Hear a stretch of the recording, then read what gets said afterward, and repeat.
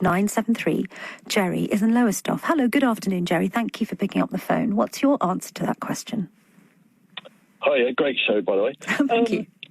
Let me just say first, I am a Tory party member, and my dad was a constituency chairman. And we support Boris, and I'd say, in my estimate, 80% of the members support Boris. So that's where we're at. And our perspective is different to, the media perspective, the markets. Both my daughters work in the city. There's a lot of AI algorithms coming from abroad, tampering with the markets. Now, we can't let the markets and the media run our country. It's a democracy. We are the voters, and we support Boris. So we want Boris back, and Boris has the best chance of winning the general election next time. So Rishi's not going to win it. Rishi's not even British, in most people's opinion. He's not. He's got American allegiance. His family's American. They're Indian business people. He'll go and live in America, no doubt. He doesn't love England like Boris does. Okay. Jerry, to my knowledge, Rishi Sunak was born in the UK. He went to Winchester School, which, as you know, is a long-established public school in this country. As I understand it, he was born at Southampton General Hospital. Well, can I just say, one of my mates, I was in the military, one of my mates was born in Uganda. He's white as the driven snow, and he's English as English can be. He's not African, is he? Because he's born in Uganda. That could mean anything. No, sorry, I'm just picking up I'm just picking up on the fact that you suggested that Rishi Sunak isn't British or English and doesn't love the country as much as Boris Johnson as a result. So I just want to clarify that with you, that he was born in this country, that he went to one of the country's most prestigious public schools, that he has worked, of course, in the city and then took up politics, that he is the man that many people credit through the furlough scheme, saved the economy. And you don't think that proves that he's British? Holds a green card. His wife and the family business, their fortune. His wife. Hang on.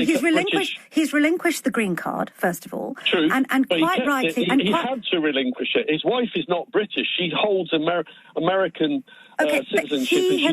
He himself is a British citizen, isn't he? Okay, lots of people are. Half of Al Qaeda are British citizens. You don't understand how. I'm so sorry. Can I just be very clear here? Because I just want to be clear that I've actually heard you correctly. Have you just likened Rishi Sunak, the former Chancellor, and possibly the next Prime Minister, to a member of Al Qaeda?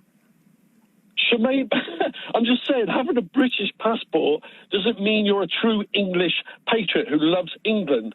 Boris loves England, and Rishi Sunak will be decimated if he leads the Tories into the election. I'm just telling you what Tory voters believe.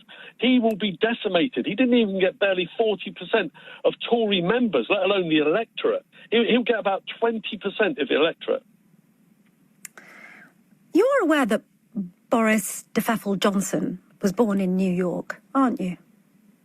That's what I'm saying. You can be born anywhere. You know that. It's how your allegiance lies to the country. I said one of my best mates was born in Uganda. What do you expect? I'm absolutely fascinated here. What do you expect Rishi Sunak, former Chancellor, British citizen, someone educated in this country, someone credited with saving thousands of businesses through furlough, someone who has dedicated his life, according to many of his backers, 100 of them, 100 MPs now.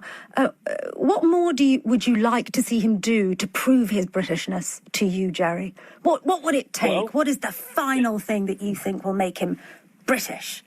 And British enough precisely for Tory members like you to vote for him?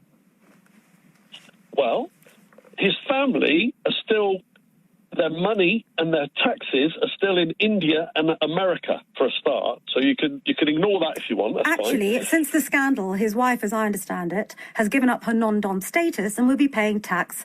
Her tax affairs have been regularised. So we've just removed two of your main concerns, which is where was he born, the fact he's got a British passport. We've also now dealt with the issue that he's relinquished his green green card, and his wife has now regularised her tax affairs. What else does he need to... Now, we've dealt with all of those things, Jerry. What I'd like to know is, because you say that you represent the average Tory member, what I'd like to know is, what do you think Rishi Sunak needs to do to prove his Britishness to the point where you believe Tory members would vote for him? I don't doubt he's British, don't get me wrong. You said he doesn't... Hang on. You said he doesn't love his country. England. He doesn't love England. His family, his business, they seem to be globalists. They don't seem to love England. And you point out the furlough. Well, we actually see it differently. He gave away £400 billion and practically bankrupted our economy over the idiotic furlough payment. He did not bankrupt the economy. That's factually incorrect. He did not bankrupt the economy. Also, may I ask you, hang on, Jerry, as we carry on, this is very important, Jerry, as we carry on this conversation, please don't use the phrase globalist again, because many of my Jewish listeners will find that incredibly offensive, because it has also been used at times as a racist put down to the Jewish community. So carry on, Jerry. If you wouldn't mind answering... That's not true. That's not true. I don't mean Jewish. If I meant Jewish, I'd say Jewish. I did not... is somebody who has international... Jerry, once more, I'm going to give you one more chance. I have explained to you that many members of the Jewish community are offended by that phrase. Please do not use it. Please answer my question. You say that you represent the average Tory party member. You say they did not vote for Rishi Sunak because he does not love England in the way that Boris Johnson loves England. Please answer my question. What do you think Rishi Sunak could do to prove his love of the country, Jerry? Nothing, because he will lose 80% to 20% if he stands in any vote against the electorate. Is the real problem here, Jerry, that Rishi Sunak is a brown man and you don't trust him at the top of this country? Well, could you imagine him going to the Scottish Nationalists and being the Prime Minister of the Scottish Nationalists? Could you imagine me becoming the Prime Minister of Pakistan or Saudi Arabia? No, these things matter. I'm sorry you don't like it, but this is predominantly, we're talking about England, right? 85% of the English people, yes, are white English people, and they want to see a Prime Minister that reflects them. It's like, I can't just go to India and be the president there, can I?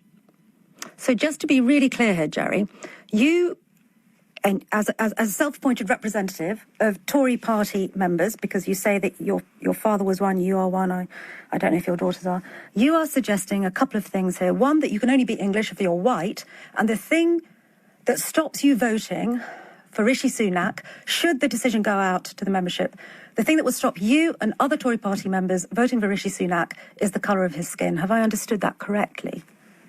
No, you've completely twisted it. What I said is... I don't think I have twisted it. You have twisted it. Oh, let me tell you what I think.